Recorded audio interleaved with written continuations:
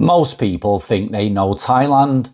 They've seen the YouTube thumbnails, infinity pools in Bangkok, drone shots over the PP Islands, or a girl holding a coconut on a Phuket beach pretending that she's discovered enlightenment after a 9-day yoga retreat and 2 mango smoothies. It's modern spirituality, sponsored by Airbnb. But the strange thing is, the Thailand most foreigners see is just a tiny curated slice of the country. Once you step outside the tourist zones, away from the circumvent condos, the beach clubs and the walking streets, Thailand changes completely. It feels slower, older, and honestly, a lot more interesting. Because the real Thailand isn't built around tourists, it's built around ordinary people trying to survive ordinary lives.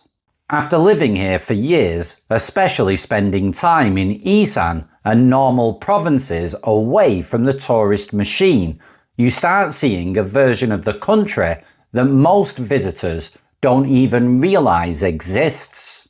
One of the biggest myths foreigners perpetuate is this idea that everyone here is completely relaxed and carefree. You hear it constantly from expats and travellers. Thai people are so chilled, life is simple here. But that perspective usually comes from people staying in places specifically designed to remove stress from their lives. And that's not reality for most Thai people. The truth is, a lot of ordinary people are under massive financial pressure. Household debt in Thailand is incredibly high. Once you spend enough time in normal communities, you see it everywhere. Pickup trucks, motorbikes, phones, even gold, all bought on finance or funded through informal village loans.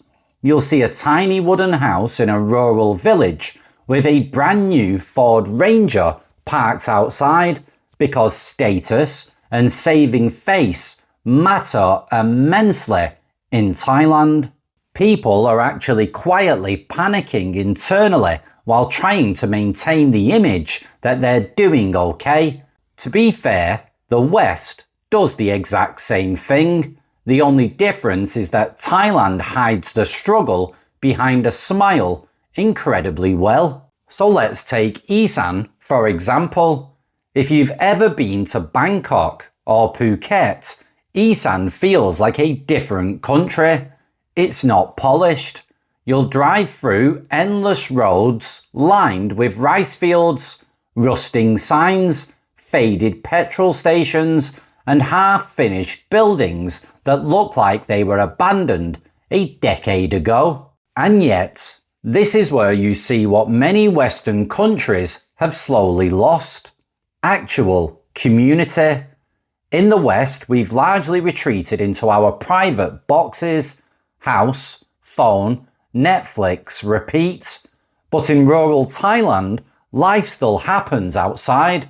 It's plastic chairs on the sidewalk, neighbours walking into your house uninvited, and food being shared between families.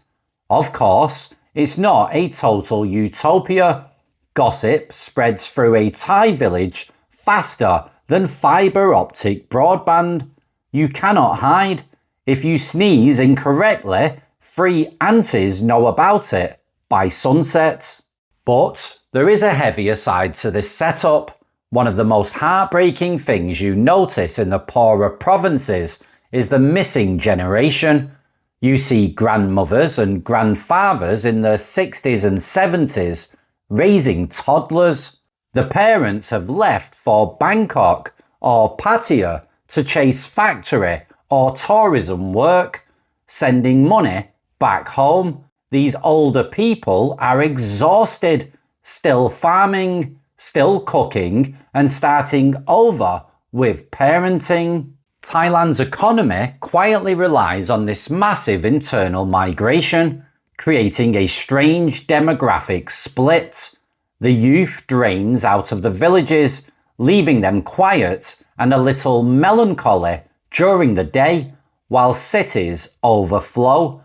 And behind the scenes, the country is propped up by millions of migrant workers from Myanmar, Cambodia, and Laos working the construction sites, seafood factories, and agricultural fields for low pay and long hours. Meanwhile, tourists are walking past them, too distracted arguing online about whether 100 baht for a beer is a scam. It creates this wild contrast where extreme wealth and daily struggle sit right next to each other. In Bangkok, a Lamborghini will idle next to a street food cart where someone is grilling chicken beside a drainage canal, just hoping to make enough to get through the day. So if you want to understand Thailand, skip the luxury hotel and wake up at 5 a.m. in a normal, non-tourist town. Walk into the local wet market. You'll see people setting up stalls in the pitch black, old women prepping soups before sunrise, and school kids half asleep holding bags of sticky rice. There's no influencer music, no drone footage, no fake smiles for Instagram, just routine and real daily life.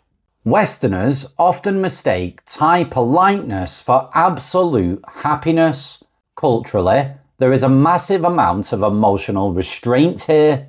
People avoid confrontation and embarrassment at all costs, which creates both beautiful kindness and occasionally a passive aggression accompanied by a smile so polite it feels spiritually threatening. Now, since COVID, you also see the abandoned Thailand empty bars, closed resorts, and the fading ghosts of old tourism money. The country is changing rapidly, driven by social media, shifting economics, and foreign investment.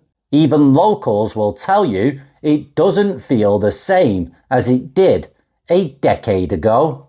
But despite the debt, the inequality, and the modern pressures, there is something deeply, undeniably alive about this place. Life is visible here. You hear it, you smell it, you see it on every street corner. The biggest mistake you can make is treating Thailand like a fantasy world built for your vacation. It's a real country with real layers, and once you stop viewing it purely through the lens of nightlife, beaches, and cheap living, you finally see it for what it is. It's the grandmother cooking at sunrise, the factory worker sleeping on the bus, the quiet village roads at dusk.